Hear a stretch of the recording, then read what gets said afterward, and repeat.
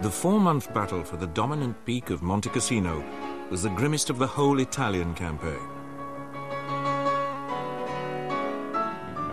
3 times the Allies assaulted it early in 1944, and 3 times they were flung back by the German defenders.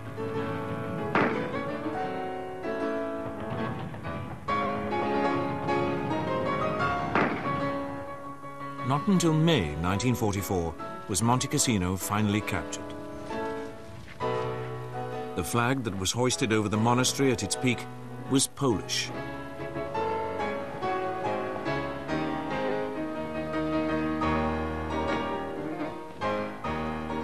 The Polish troops who fought at Cassino had travelled a long way since their country was overrun by the Germans and Russians in September 1939.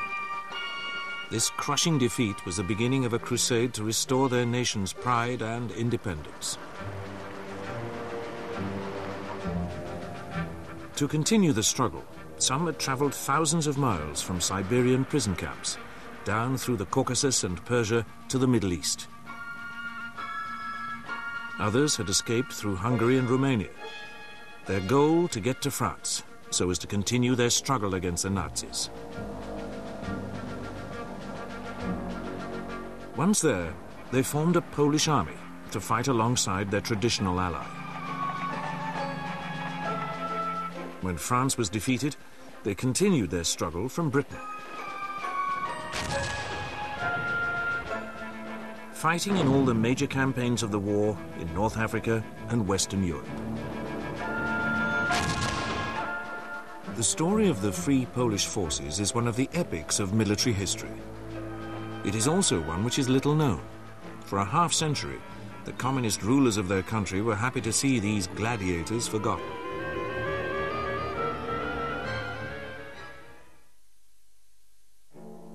Poland has always had a strong fighting spirit, born of centuries of conflict.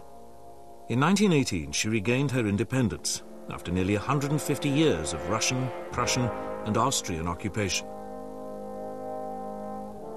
Almost immediately, the new republic was at war with the Russian Bolshevik regime. Although heavily outnumbered, the Poles snatched victory out of defeat in front of Warsaw in August 1920. This left a vengeful Russia on Poland's eastern border, and the creation by the Treaty of Versailles of a corridor of Polish territory that split East Prussia from the rest of Germany left Poland with an equally resentful western neighbor.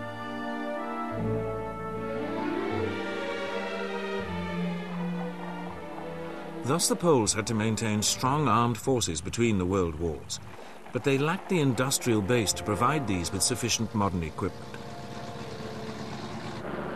When Hitler invaded on the 1st of September 1939, the Polish Air Force proved no match for the Luftwaffe with its state-of-the-art fighters.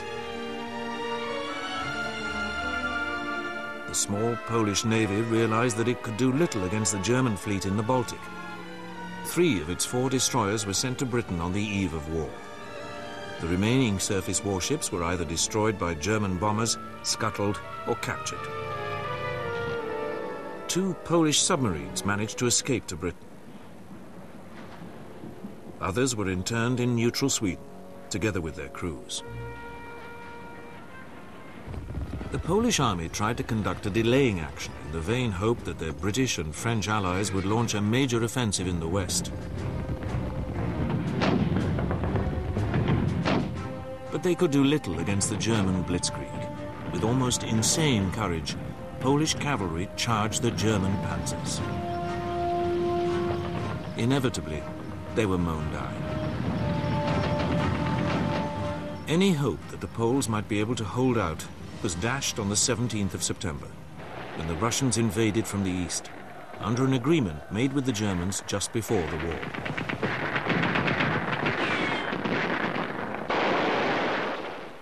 The Polish High Command and government were forced to flee to Romania. There, under German pressure, they were interned. All Polish resistance by the regular armed forces ended on the 6th of October. The country was partitioned between Germany and the Soviet Union. Hundreds of thousands of Polish servicemen were incarcerated in Soviet and German prisoner-of-war camps. Yet in spite of the disaster that had befallen Poland, its fighting spirit had not been crushed, and many thousands of troops were determined to fight on. These included not only professional soldiers, but men from all walks of life who had been conscripted when war threatened. Many were only teenagers. Many came from remote villages and had little knowledge of the wider world. But all were united in the belief that they must continue the struggle, no matter what the cost.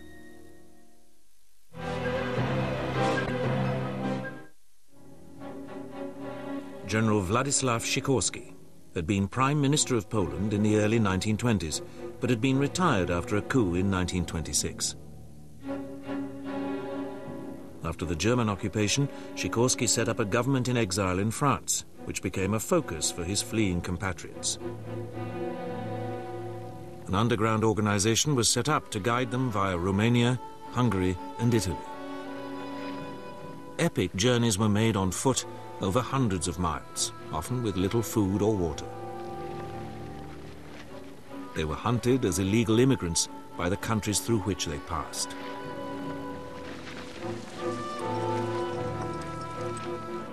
In France, new units were formed for the men who got through.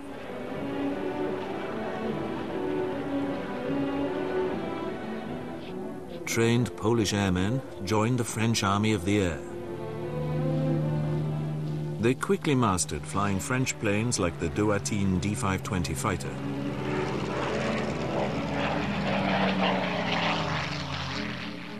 The ground troops were concentrated at Angers, in the Loire region of western France. There they were re-equipped and retrained, forming two divisions, an armoured brigade and an independent rifle brigade. These were placed under the command of the French army.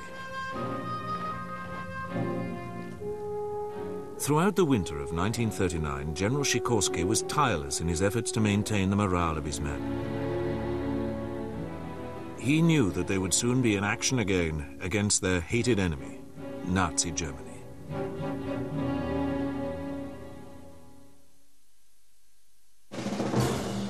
The Free Polish Forces first went into action in a totally unexpected place.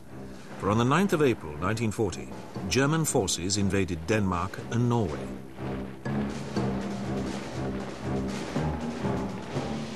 The Allies responded by making landings to prevent the Germans from advancing northwards. Among the troops sent was the Polish independent Podhalańska Rifle Brigade.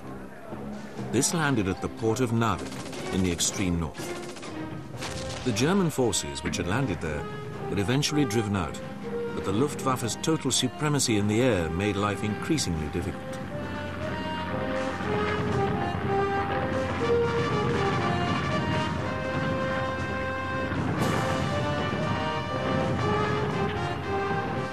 Among the casualties was the Polish destroyer Grom, now serving with the Royal Navy. She had supported the operations at Narvik, but was sunk by German bombers on the 5th of May.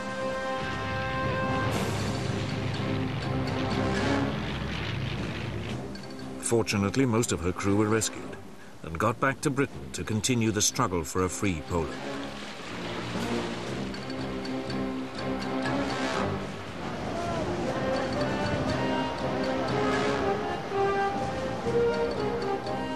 The Allied forces held on until early June before withdrawing. The Poles returned to a France which was now facing total defeat. For the German assault which had begun on the 10th of May had swiftly led to the collapse of her armies.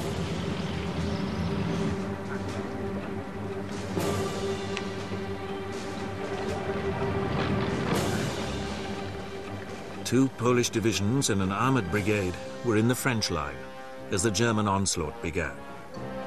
The 2nd Rifle Division was in Alsace and was eventually driven back to the Swiss border. The French Corps commander ordered his men to cross into Switzerland rather than surrender to the Germans. The Poles were interned and took no further part in the war. The 1st Grenadier Division was eventually surrounded in northeast France, but its commander ordered his men to break out and make for Britain as best they could.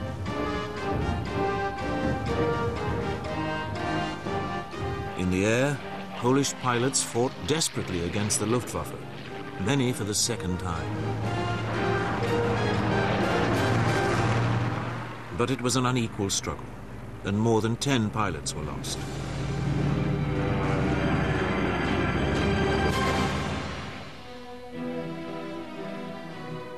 Determined to carry on the fight, General Sikorski moved his government in exile to London. 24,000 of his men escaped as well. The Polish soldiers, still in their French uniforms, were sent to Scotland to be re-equipped. Soon they were wearing their 3rd different uniform of the war and were impressing everyone with their smartness and enthusiasm.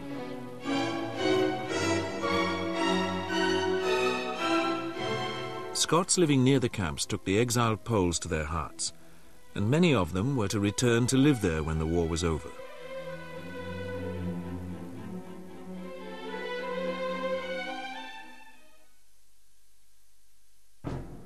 Members of the Polish Air Force had begun to arrive in Britain as early as December 1939, under an agreement made with the British government.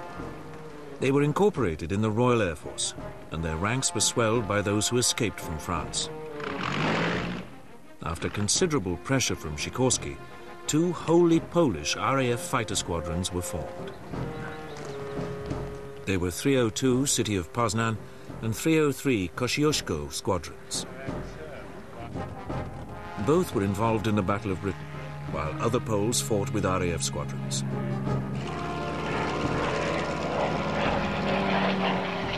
They swiftly gained a reputation for a ruthless determination to destroy the enemy.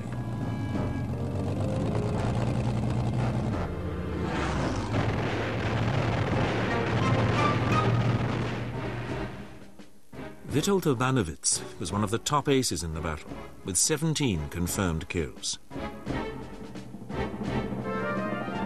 Another was Antoni Glowacki, who shot down 5 German aircraft in one day.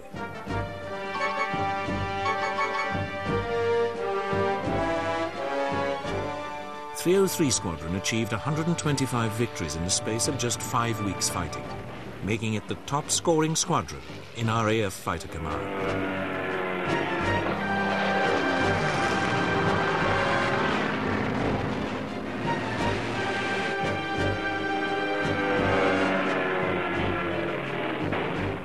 In all, 144 Poles flew in the battle. 29 lost their lives. Polish bomber squadrons flying Vickers Wellingtons joined RAF Bomber Command.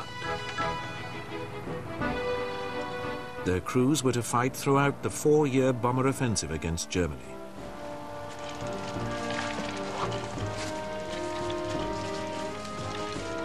The Free Polish Navy was strengthened by the handing over of 7 British destroyers and 2 submarines, and later a cruiser.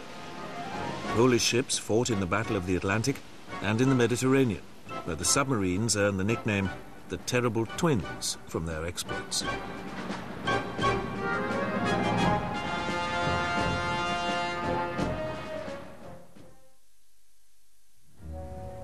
Not all the Poles who escaped from their homeland ended up in Britain. Many had got through the Balkans and ended up in the French protectorate of Syria, where they were formed into the Carpathian Rifle Brigade.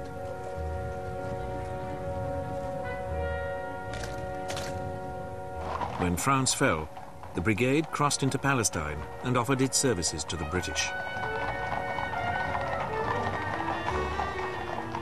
Under the command of General Stanislav Skopansky, it was re-equipped and trained on British Army lines. And then in August 1941, the brigade was sent to the Libyan port of Tobruk. This had been under siege by General Erwin Rommel's Axis forces since April. The Poles defended Tobruk throughout the remainder of the siege. General Sikorski visited them, eager to support the first of his ground forces to be back in action. When Tobruk was finally relieved in early December, the Polish brigade joined in the main British offensive which drove Rommel out of Cyrenaica. It was then withdrawn to refit, but the Carpathian Rifle Brigade would soon be joined by other Polish troops. Every member of the Free Polish Forces was continually aware of the suffering that their homeland was enduring under German and Soviet occupation.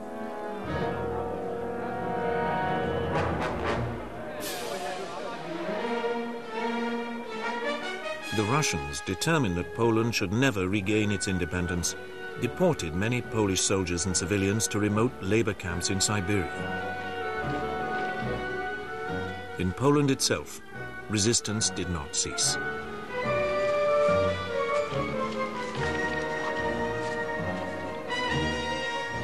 An underground force, later known as the Home Army, was formed under Sikorski's direction and took its orders from London.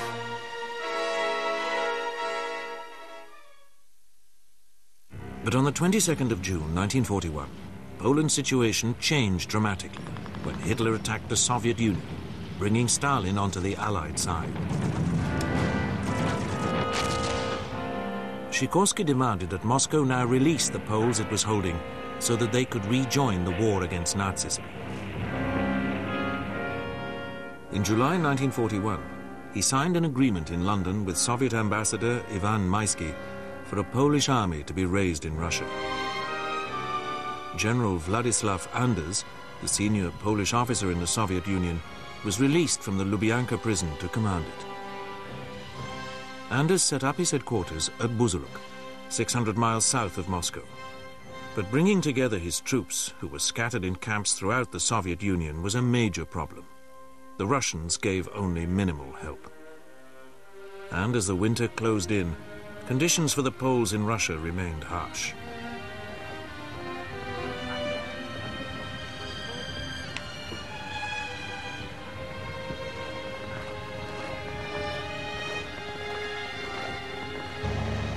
At the beginning of December 1941, as the German assault stalled in front of Moscow, Sikorski traveled to the Russian capital to meet Anders and speak with Stalin.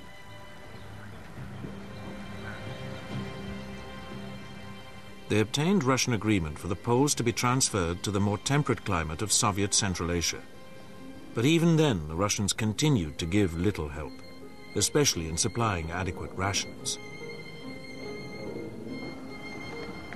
Sikorski wanted the Polish army in Russia to fight with the Red Army on the Eastern Front, so that it could help liberate Poland.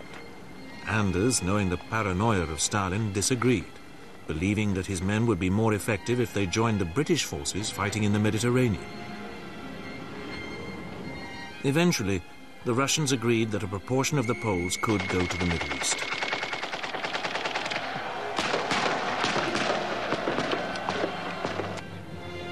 Those who remained in Russia would eventually form the First Polish Army, which fought alongside the Red Army. The first contingent of Poles left Russia in spring 1942.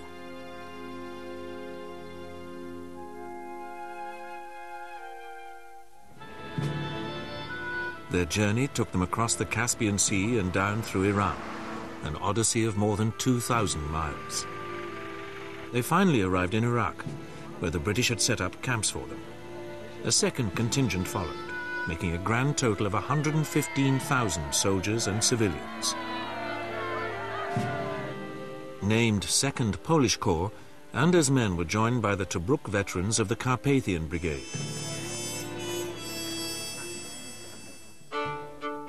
Among the members of 2nd Polish Corps was an unusual recruit, Wojtek, a brown Syrian bear cub. Hunters had shot his mother, and he'd been picked up by members of an ammunition supply company. Wojtek swiftly adopted them as his family.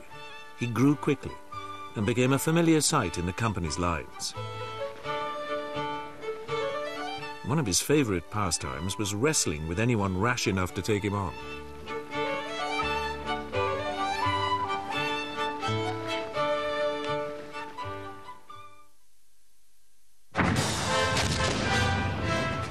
While the strength of the Free Polish Forces was being built up, the war in the Middle East swept on. In the autumn of 1942, the British defeated Rommel at El Alamein and pursued him through Libya and into Tunisia. Then in November, Anglo-US forces landed in French Northwest Africa and advanced into Tunisia, threatening to attack Rommel from behind. As the Allies in Tunisia wore down the Axis forces, the Polish troops in Britain and the Middle East became increasingly impatient to rejoin the war.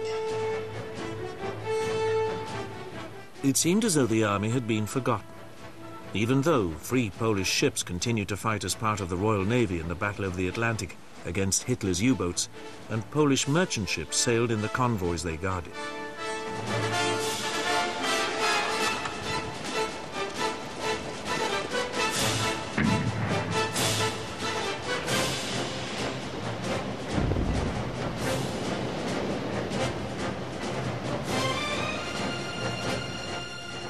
The Polish fighter and bomber squadrons were also busy.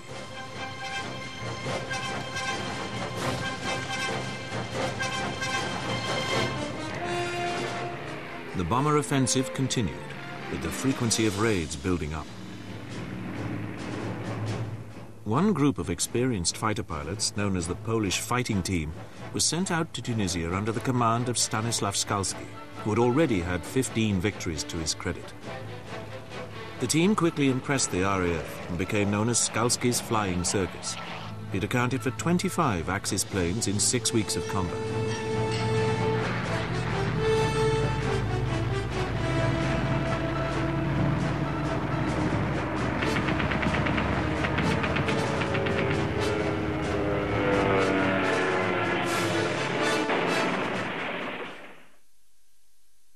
Then, in April 1943, as the campaign in Tunisia drew to an end, came a bombshell which severely threatened the Free Poles' relationship with the Soviet Union.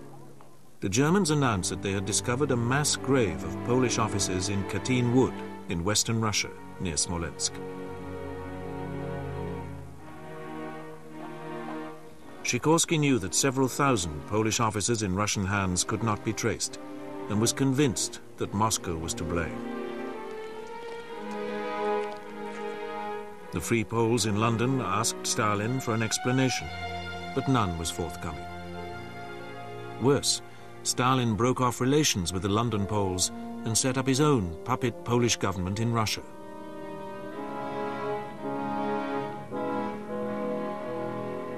The British government, keen not to upset relations with their eastern ally, declined to give Sikorski and his government in exile any support in the matter.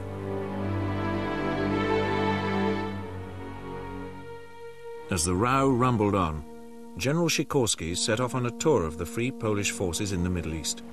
He was only too aware that their morale was suffering both from lack of action and the aftermath of the Katyn Wood discovery.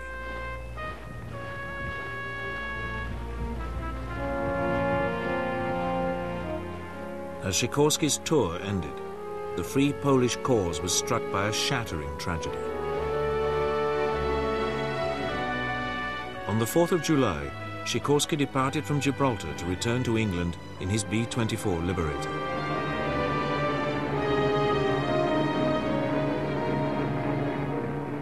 The plane had scarcely lifted off before it plunged into the sea.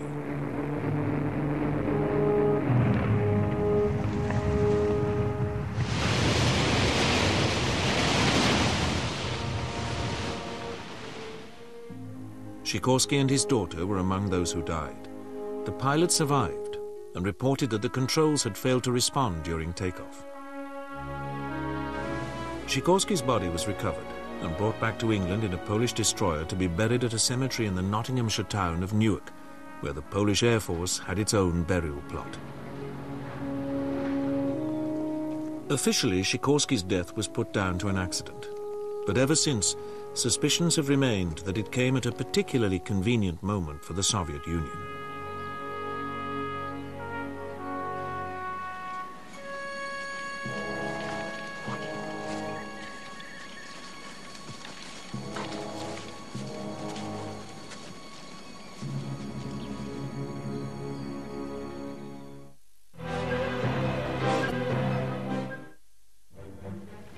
The Allies had invaded Italy in September 1943 By the end of November, they had been brought to a halt by the formidable defences of the German Gustav Line in the mountains south of Rome. Initial efforts to break through failed.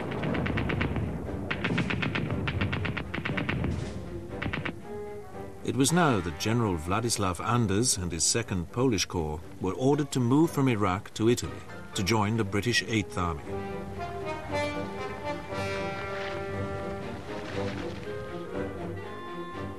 One recruit who was not prepared to be left behind was Wojtek, the soldier bear. He boarded a transport with his colleagues in the ammunition supply company and was given an official rank and pay book so that he could draw his rations. At last, for the Free Poles, the fighting would get serious.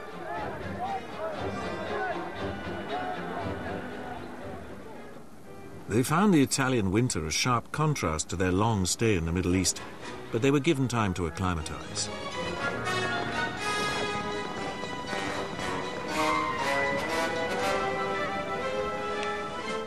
While they were doing this, the Allies decided to outflank the Gustav Line. Landings would be made at Anzio, some 30 miles south of Rome. These took place on the 22nd of January 1944. Little opposition was met on the beaches, but failure to exploit this and advance immediately inland enabled the Germans to rush in reinforcements and contain the beaching. The failure at Anzio meant that the Allied commanders had to renew their efforts to break through the Gustav Line. The key to the defences was the town of Cassino, which guarded the entrance to the Liri Valley, through which the road to Rome passed, and the hill with a monastery on top, which dominated it. At the end of January, the Americans tried to capture Monte Cassino, but failed.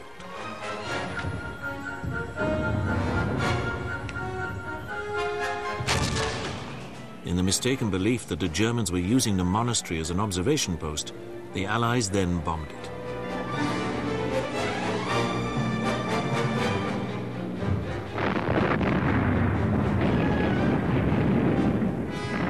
The German paratroops quickly took full advantage of the rubble in both the monastery and Cassino town to secure their defences.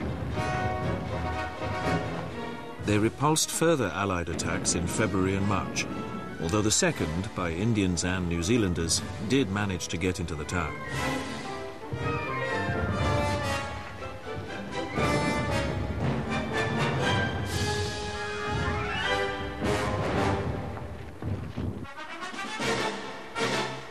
General Sir Harold Alexander, commanding the Allied armies in Italy, now decided to wait until the ground had dried out after the spring thaw.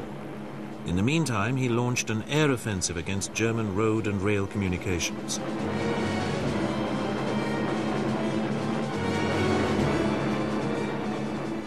It was now that the 2nd Polish Corps was deployed in front of Cassino. Its mission, to finally capture the mountain.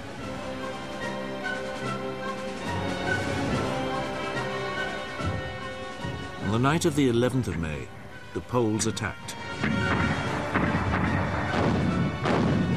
In spite of displaying desperate bravery, they were repulsed after 2 days' fighting. However, Free French troops managed to make progress in the mountains on the southern side of the Liri Valley.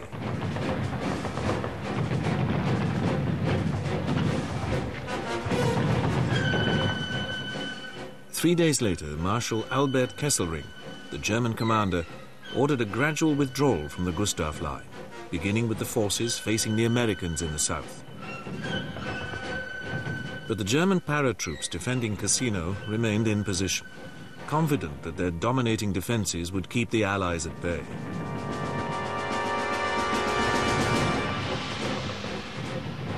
The Poles attacked again on the 17th of May, and there was further desperate fighting before the 12th Podolski Lancers closed in on the monastery itself the following morning. Among the troops spearheading the assault was Lieutenant Jurek Kowalski. Shortly after 10 o'clock, I entered Cassino Monastery with the 1st Polish troops, a famous Polish Lancer regiment of the Carpathian Division. Only 17 Germans were left in the building, and they surrendered to 2nd Lieutenant Gurwiel Kazimierz and his Lancers. Parts of the building were still standing. Rubble, equipment, and soldiers' beds littered the inside of the monastery. Our division has not met the Germans since Tobruk and has been looking forward to this moment for 2 years. The Poles raised their national flag in triumph over the ruins.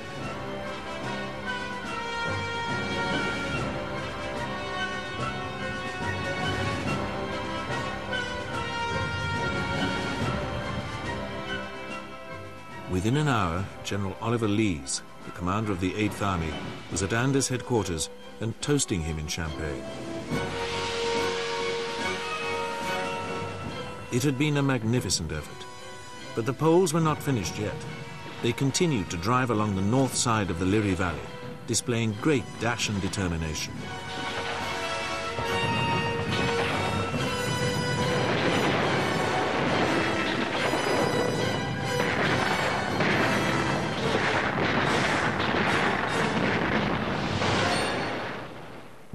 But their casualties were rising.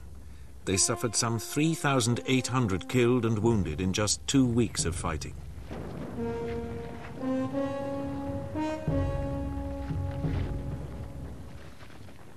As a result, the Polish corps was pulled out of the line.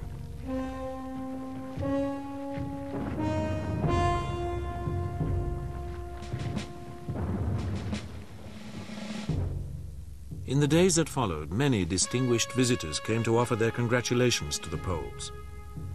These included General Alexander and King George VI.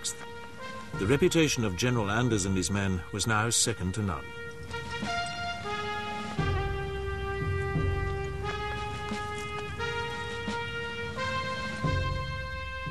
Wojtek too received his share of congratulations for his coolness under fire and his help in humping ammunition.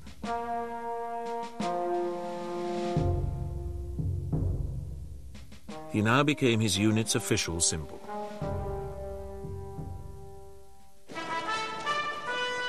Meanwhile, on the 5th of June 1944, the Allies entered Rome.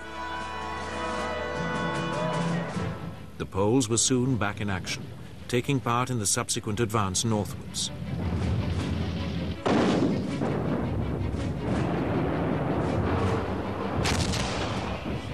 In July, they added the capture of the important Adriatic port of Ancona to their laurels. But by the end of 1944, the Allies were again stalled by the German defences, this time by the Gothic line, running along the Apennine Mountains north of Florence. When they mounted their final offensive in April 1945, the Poles played a leading part, ending their war with the capture of the northern city of Bologna.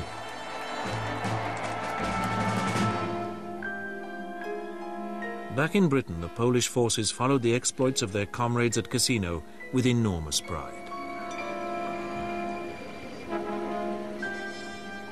They too were impatient to rejoin the fight. There were two key fighting formations training for the liberation of Western Europe. One was the 1st Polish Armoured Division.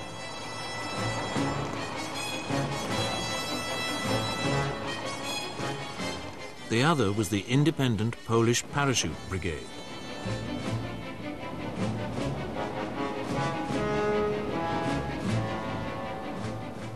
The Polish ground forces did not take part in the Normandy landings or the subsequent fighting in the beachhead. But Polish ships were present off the beaches from D-Day onwards.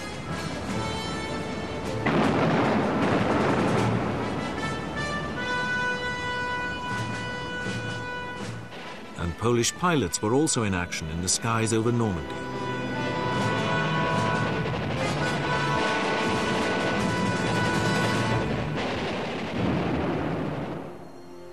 One was Eugeniusz Horwachewski, who had been one of the aces of Skalski's flying circus in Tunisia. He led the Polish 315 squadron in their Mustangs with great verve. But Horwachewski was shot and killed during an epic dogfight with Focke-Wulf FW-190s on the 18th of August. His squadron claimed 16 German planes down for the loss of 3 of their own. By this time, the 1st Polish Armour Division had arrived in France and become part of the 1st Canadian Army. It soon moved into action. Following the American breakout from Normandy at the end of July, a major part of the German forces became trapped in the Falaise area. Massive air attacks pounded the German troops.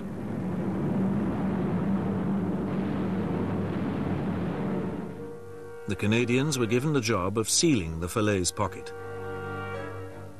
and their attack was spearheaded by the Polish Armoured Division.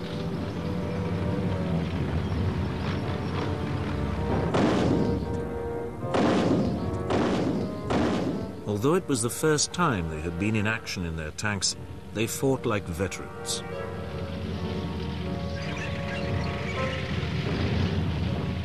Within 3 days, the pocket had been closed, and more than 50,000 dazed and shocked Germans were taken prisoner.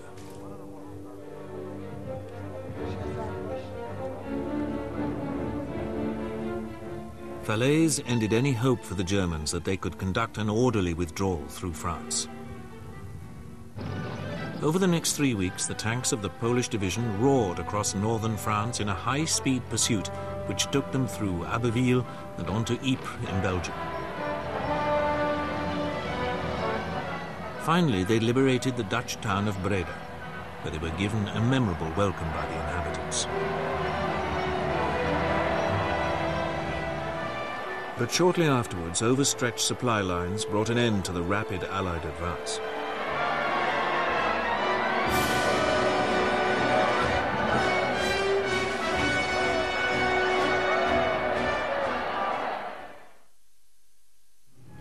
Meanwhile, back in Britain, the Polish Parachute Brigade was still eagerly awaiting its baptism of fire. Its men, and every other free Pole involved in the Allied advances in the West, were very aware that a desperate struggle was now raging in their homeland. By late July 1944, the great Soviet counteroffensive had driven the Germans back over the Polish border and was closing in on Warsaw. It was the moment that the Polish Home Army, the armed underground force, had been waiting for. On the 1st of August, the Poles in Warsaw rose against their hated Nazi occupiers. But on the previous night, the Red Army had halted its offensive. A delegation of London Poles immediately went to Moscow to plead for the offensive to be resumed, but Stalin refused. He had already installed his own Polish administration at Lublin and told the London Poles that there could not be two governments in exile. Likewise, he refused to allow US and British aircraft to use Russian bases to drop supplies to the Home Army. The battle for Warsaw continued, with the Poles becoming ever more desperate.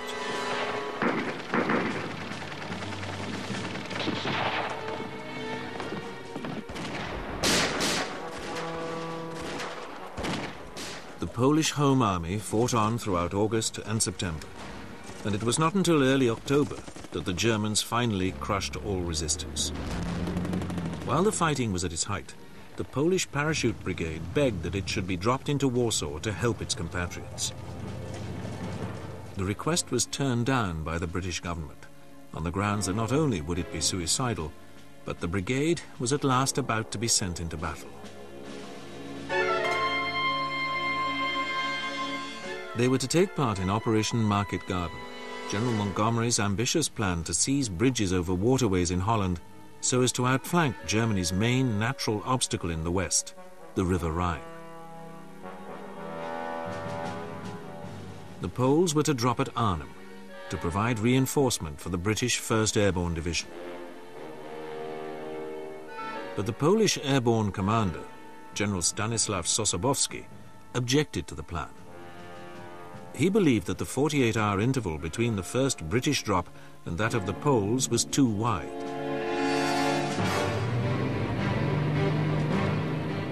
Sosabowski's objections were ignored because there were not enough aircraft and gliders to deploy his troops more quickly. The operation went ahead on Sunday, the 17th of September, 1944. The British Paras succeeded in getting into Arnhem, but were pinned down by 2 German Waffen-SS divisions and unable to secure the bridge over the lower Rhine. To make matters worse, fog delayed the Polish drop, and they did not arrive until 4 days after the initial landings. By that time, the German forces around Arnhem had been much strengthened, and the lightly equipped British paratroops were under increasing pressure. The Poles landed on the south bank of the lower Rhine, and only about 250 men were able to get across the river to reinforce their British comrades. The next day, troops from the 30th British Corps managed to link up with Sosabowski's men, but it was too late to alter the situation at Arnhem.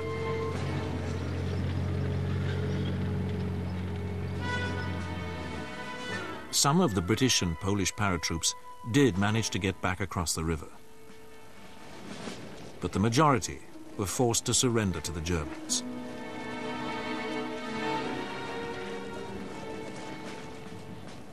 The failure to secure the bridge at Arnhem meant that the last chance for the Allies to end the war in Europe before the end of 1944 had gone.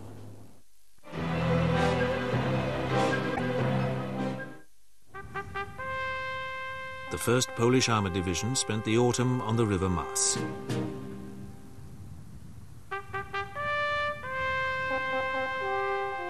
It then took part in the grim winter battles to clear the approaches to the River Rhine. The Poles took part in the final Allied advance into Germany, and 1st Armoured Division's war ended with the capture of the port of Wilhelmshaven. They were still 350 miles from the Polish border, but it was the nearest that the Free Poles got to their country.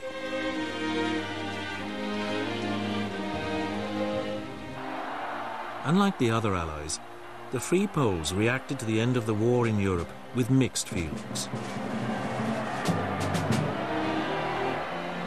They had hoped that their great contribution to victory would result in their country regaining its independence, but it was not to be. The Western Allies had agreed that Poland would be in the Soviet sphere of influence.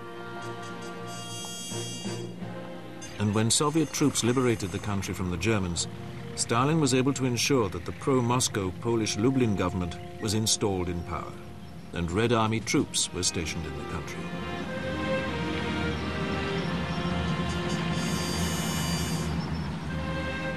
The hopes of the Free Poles were dashed, and they were left in a dilemma over what to do.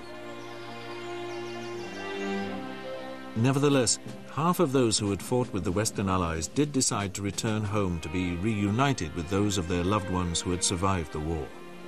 As the communist grip on Poland tightened, many of them were to be arrested, murdered, or deported to the Soviet Union.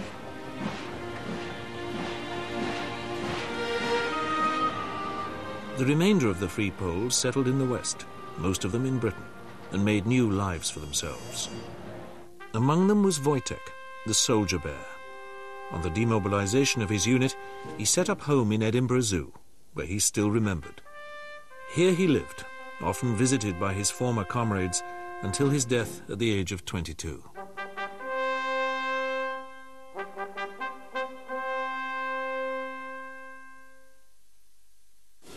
Throughout the Cold War, the exiled Free Poles continued to live in hope that their country would once more be free.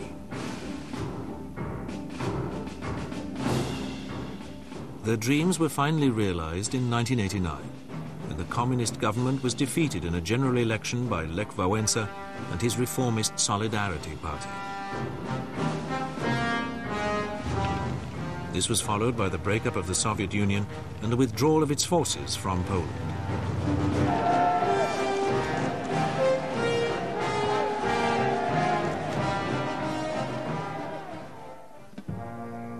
Then, in September 1993, the remains of General Władysław Sikorski finally left Newark, where they had lain for 50 years, and were taken back to Poland to be reburied in Kraków.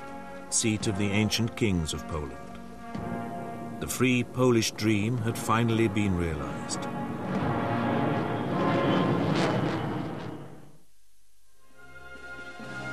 Today, among the many memorials to the free Polish forces who gave so much for so little, there are two that stand out.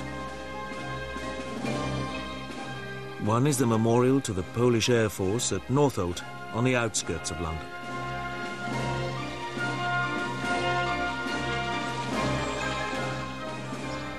The other is a statue of General Sikorski himself, which was unveiled in 2000 and stands outside the Polish embassy in London.